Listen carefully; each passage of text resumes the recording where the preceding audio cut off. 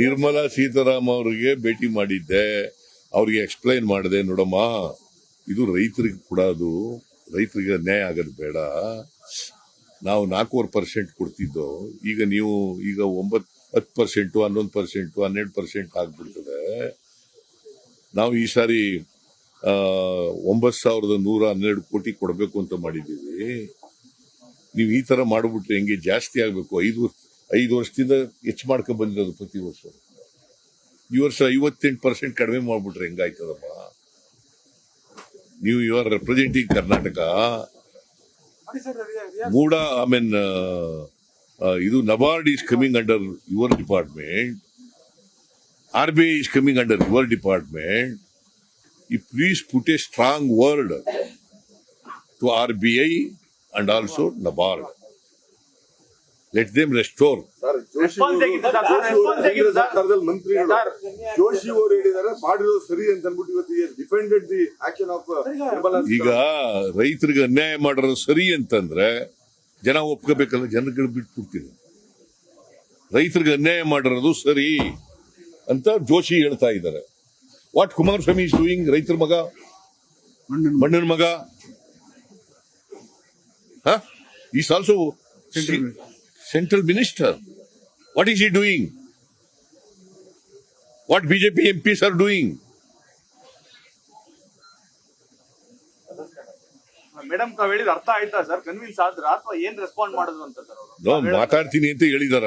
But ಪೂರಕವಾಗಿ ಇರ್ತಾ sir ಅವ್ರ ಸೈನ್ ಪೂರಕ ಇರ್ಲಿಲ್ಲ.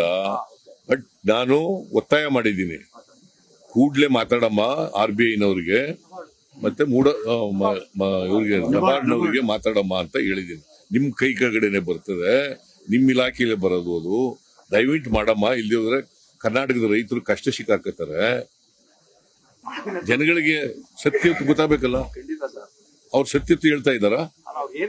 ಜನ ಡಿಸೈಡ್ ಮಾಡ್ಲಿ ಅಂತ ಕೇಳಪ್ಪ, ಇಲ್ಲಿ ಸತ್ಯ ಹೇಳ್ಬೇಕು.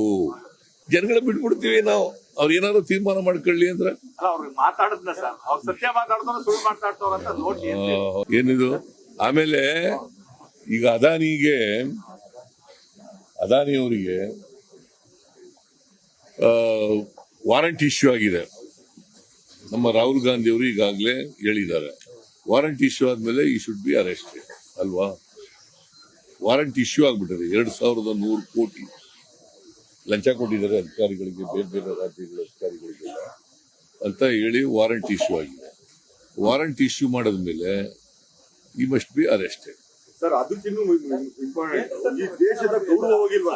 ಯಾಕಂದ್ರೆ ಇಂಟರ್ನ್ಯಾಷನಲ್ ಮೀಡಿಯಾದಲ್ಲಿ ಎಲ್ಲಾ ಕಡೆ ಬಂದಿದೆ ಇದು. ದೇಶದ ಗೌರವನೂ ಹೋಗಿದೆ. ಈಗ ಇವರು ಸಪೋರ್ಟ್ ಮಾಡ್ತಾ ಇರೋರು ಯಾರು? ಅಲ್ಲ, ನಾವು ಅರೆಸ್ಟ್ ಮಾಡೋದು ಡಿಮ್ಯಾಂಡ್ ಮಾಡ್ತೀನಿ, ನಂಬರ್ 1. ಇದಕ್ಕೆ ಇವ್ರಿಗೆ ಸಪೋರ್ಟ್ ಮಾಡ್ತಾ ಇರೋರು ಯಾರು?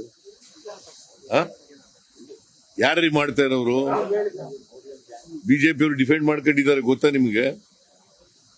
ನರೇಂದ್ರ ಮೋದಿ ಅವರು ಹೇಳ್ದೆ ಮಾಡ್ಕೊಳಕ್ಕಾಗತ್ತಾ?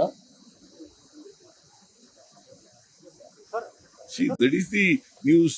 ನನಗೆ ಏನಪ್ಪ, ನಾವು ಮಾಡೋ ತಪ್ಪು ಹೇಳಿ, ನಾವು ಹೇಳ್ಬೇಡಿ ಅಂತ ಹೇಳಲ್ಲ, ಬಟ್ ಸತ್ಯ ಹೇಳಿ ಅಷ್ಟೇ.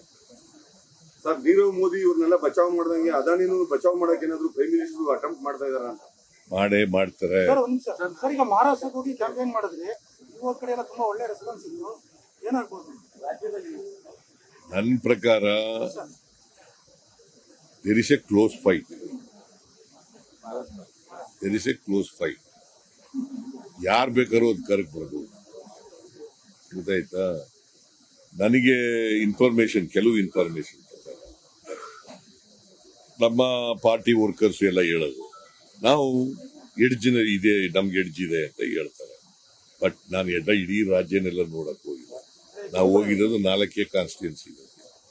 ಸೊ ಅದರಿಂದ 288 ಕಾನ್ಸ್ಟಿಟ್ಯೂನ್ಸಿಗಳಿದ್ದಾವೆ. ಎಲ್ಲಕ್ಕೂ ಗೊತ್ತಾಗಲ್ಲ ನನಗೆ. ಕಾರ್ಯಕರ್ತರು ಹೇಳೋದು, ಲೀಡರ್ಗಳು ಹೇಳೋದು, ಅದ್ರ ಮೇಲೆ ನನಗೆ ಸಿಕ್ಕಿರ್ತಕ್ಕಂಥ ರಾಜ್ಯದ ಉಪಚುನಾವಣೆ 3 ಗೆಲ್ತೀವಿ. ಏನ್ ಸಂದೇಶ ಹೋಗ್ಬೋದು ಸರ್? ಈಗ ಶಾಸ್ತ್ರ ಹೇಳಕ್ಕಂತ ಗೆಲ್ತೀವಿ ಅಂತ ಅಷ್ಟೇ ಬರೀಬೇಕು. ಚುನಾವಣಾ ಫಲಿತಾಂಶ ಸರ್ ನೋಡಪ್ಪ, ಇಷ್ಟೇ ಗೆಲ್ತೀವಿ ಅಷ್ಟು ಗೆಲ್ತೀವಿ ಅಂತ ಹೇಳಕ್ಕೆ. ಬಟ್ ನಮ್ಮ ಕಾರ್ಯಕರ್ತರೆಲ್ಲ, ನಾನು 2 ದಿನ ಹೋಗಿದ್ದೆ, ಇವರು ಹೋಗಿದ್ರು, ನಮ್ಮ ಮಾದೇವಪ್ಪ ಹೋಗಿದ್ದ, ವೆಂಕಟೇಶ್ ಹೋಗಿದ್ದ, ಬಹಳ ಜನ ಹೋಗಿದ್ರು. ಇವ್ರೆಲ್ಲರದು ಅಭಿಪ್ರಾಯ ಏನು ಅಂತಂದ್ರೆ ನಾವು ಗೆಲ್ತೀವಿ. ಚುನಾವಣಾ ಫಲಿತಾಂಶ ಏನು ಸಂದೇಶ ಕೊಡ್ಬೋದು ಸರ್? ರಾಜ್ಯದ ಜನರಿಗೆ ಏನಾದ್ರು ಸಂದೇಶವನ್ನ ಕೊಡುತ್ತಾ ಚುನಾವಣಾ ಫಲಿತಾಂಶ ಅಂತ ಸರ್?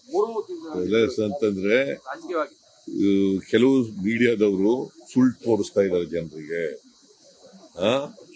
ಅವ್ರಿಗೆ ಬಿಜೆಪಿ ಅವ್ರಿಗೆ ತಕ್ಕ ಉತ್ತರ ಕೊಟ್ಟಿದ್ದಾರೆ ಜನ ಅಂತ.